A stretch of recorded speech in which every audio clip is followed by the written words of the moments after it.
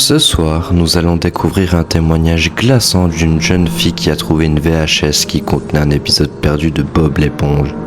Mais elle ne s'attendait pas du tout à ce qu'elle allait découvrir. Je profite de vous prévenir que nous allons voir des sujets très difficiles et cela pourrait fortement vous perturber si vous êtes une personne sensible.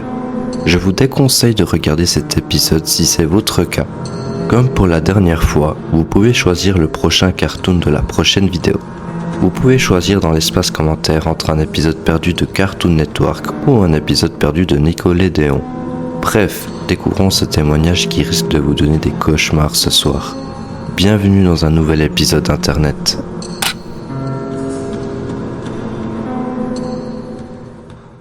L'épisode perdu. J'étais la plus grande fan de Bob l'éponge quand j'étais enfant. J'achetais des produits Nickelodeon et d'autres choses chez eux. Adolescente, je fouillais dans un vide-grenier avec ma mère. J'ai repéré une vieille cassette VHS étiquetée Cold. J'ai regardé au dos et j'ai vu qu'il y avait aussi l'inscription Reef Blower en caractère d'imprimerie qui s'estompait. J'ai toujours aimé la nostalgie et je me suis rendu compte que je n'avais jamais eu cette cassette. J'ai demandé à ma mère. Elle m'a répondu « Bien sûr ma puce ». J'ai demandé au vieil homme où il l'avait acheté et où il l'avait trouvé. Il m'a dit qu'il l'avait trouvé dans une friperie il y a 6 ans. C'était une copie d'un épisode de Bob l'éponge. Un employé l'a vendu car il n'en voulait plus. Apparemment, c'était une version dialoguée. Je savais que l'épisode n'avait jamais eu de dialogue, mais j'avais entendu dire qu'il était prévu qu'il soit entièrement doublé avant qu'une panne de matériel ne le rende presque muet. J'étais curieuse de voir ce que ça donnerait avec les dialogues. Alors j'ai emporté la cassette à la maison. Mon petit frère devait venir de toute façon, alors je pouvais le regarder avec lui. Il avait environ 5 ans et demi à l'époque. J'ai glissé la cassette et je l'ai mise. J'ai donné du popcorn et de l'Orange Crush à mon petit frère. L'épisode commençait par l'intro habituelle avant de passer au générique. Ce dernier annonçait « Cold » avec des toiles d'araignée et un nœud coulant en arrière-plan. J'étais complètement perplexe. Pourquoi diable un nœud coulant dans une série destinée aux enfants? Le plus troublant, c'est que la musique d'habitude joyeuse était devenue rauque et inversée. Et puis, n'est-ce pas censé être Reef Blower? La transition Buffalo Splash s'est déroulée comme d'habitude. Bob l'éponge était chez Patrick. Une musique très joyeuse jouait. Patrick et Bob l'éponge discutaient un peu, jusqu'à qu'une brève dispute éclate. La dispute a dégénéré en bagarre. J'ai cru à un épisode normal, mais j'ai cru à une copie de Reef Blower. Jusqu'à un événement choquant se produise. Bob l'éponge dit « Patrick, tu n'es qu'un petit tas de aussi visqueux que le Gary. » J'étais consterné. Mon petit frère n'a reçu qu'une seule insulte. Mais il a refusé de partir quand je lui ai dit de sortir du salon pour que je puisse revoir ça de moi-même. Bref, Patrick reste là, sous le choc, les larmes aux yeux. Il fronça les sourcils et hurla « Va te faire f***. » Ils s'éloignèrent tous les deux en trombe, sous les yeux de Carlo en riant. Bob l'éponge rentra chez lui et Patrick fonça dans son rocher. La transition en bulle apparut et montra Patrick assis dans sa baignoire. Aucun bruit, pas même celui de ses clignements de yeux. Il était assis avec ce qui ressemblait à des au poignet, une lame de rasoir ensanglantée à côté de lui, et baignant dans une flaque de ce qui ressemblait à de l'urine et de la... On pouvait même voir les parties intimes de Patrick. J'ai allaité, et cette fois, j'ai exigé que mon frère quitte la pièce. Il a quitté le salon en hurlant et en pleurant. Ma mère était dehors en train de jardiner. J'ai continué à observer, et les yeux de Patrick étaient des trous noirs. Les larmes semblaient très réalistes et lentement se sont estompées pour prendre une teinte cramoisie. Elles se sont transformées en sang. J'étais horrifié. Il est sorti en trombe de la baignoire, un fusil à la main.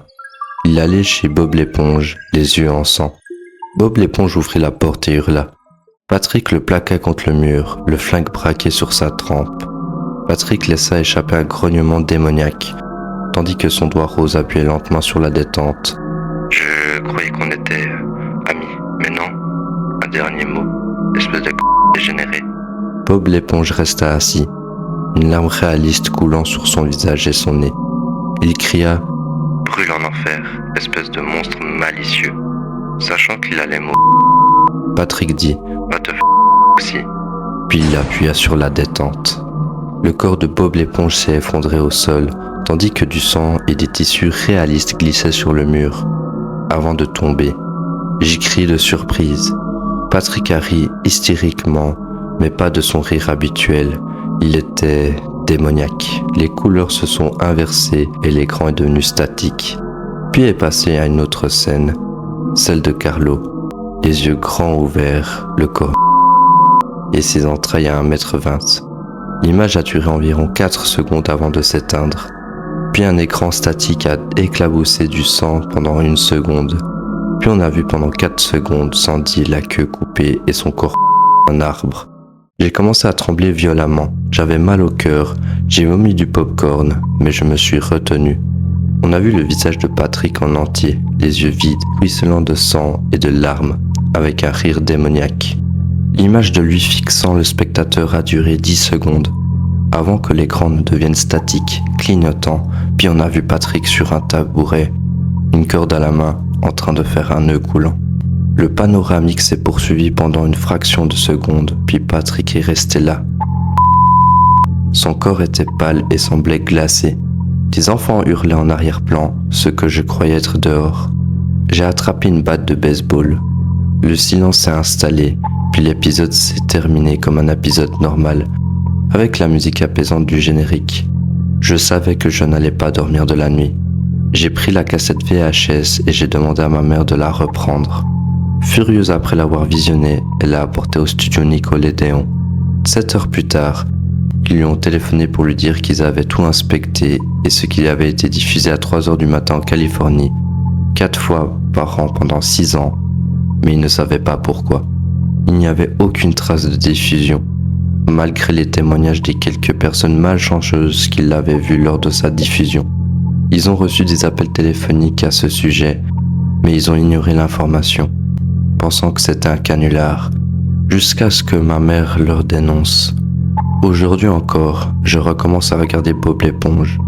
J'en fais parfois des cauchemars, mais je suis juste content que mon petit frère soit parti. Sinon, il aurait été marqué à vie. Personne ne sait qui l'a créé, ni quelle est son origine. Et la creepypasta se termine sur cela. Je précise que les creepypastas sont des histoires d'horreur fictives créées sur internet car quelques personnes m'avaient demandé dans les commentaires de quoi il s'agissait. Je reprécise que je dis cela après l'histoire car sinon cela casse le suspense de la vidéo. Je pense que vous comprenez cela. Je vous réinvite à voter dans l'espace commentaire pour quel cartoon vous voudriez voir dans la prochaine vidéo. Merci à toutes les personnes qui prendront ces 10 secondes précieuses pour m'aider à améliorer mon contenu. Si cette creepypasta vous a plu, vous pouvez trouver une autre sur la série Bob l'éponge qui devrait apparaître sur votre écran. Vous pouvez trouver sur ma chaîne dans la playlist des épisodes perdus. Sur ce, je vous souhaite une bonne soirée et une bonne nuit. Bye bye Internet.